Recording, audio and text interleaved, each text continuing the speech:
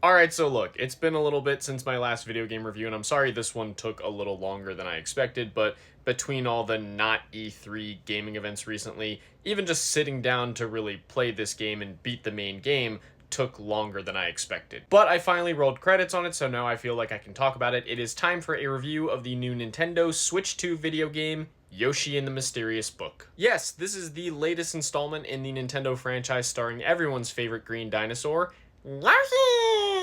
The first since 2019's Yoshi's Crafted World, and the first from frequent Nintendo collaborative developer Goodfeel since 2024's Princess Peach Showtime. Now, when I first saw this game at last September's Nintendo Direct, I was pretty intrigued by it as it looked like something of a successor to the Nintendo 64 game Yoshi's Story, but I still approached it with some caution. For one, outside of Super Mario World 2 Yoshi's Island, Yoshi games to me have never been worse than okay, but have rarely been better than fine. And for me, the same could be said for Goodfeel's first-party Nintendo output. It's typically like okay at worst, but fine at best. So I wasn't really going into this one expecting the world, but it kind of threw me for a loop. I enjoyed it more than I expected. In the best way, this game doesn't even really feel like much of a successor to Yoshi's Story. It has its own unique identity and really stands out compared to the typical Yoshi affair. Much of the game is centered more around exploration and field journaling than pure platforming, but it does feel incredibly rewarding in its sense of discovery. Even though it's not conventionally hard because you can't really get hurt or die outside of a few levels,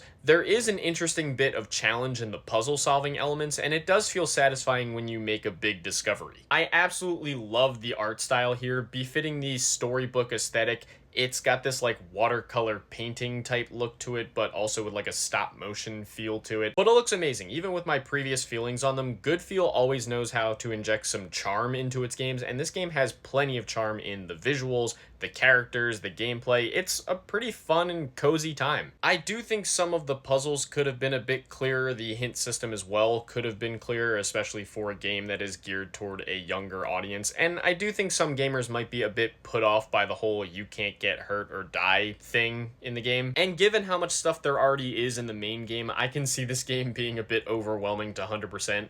Not really a criticism, just an observation. Still, I'd definitely say that this is the most I've enjoyed a Goodfeel Nintendo game to date, and it's probably the most I've enjoyed a Yoshi game since Super Mario World 2 Yoshi's Island, which is why out of 10, I would give Yoshi and the Mysterious Book a solid 8 out of 10. It's a fun adventure that leaves some room for improvement and ultimately has me more excited for the future of the Yoshi franchise than many of the previous entries have. Give this one a look.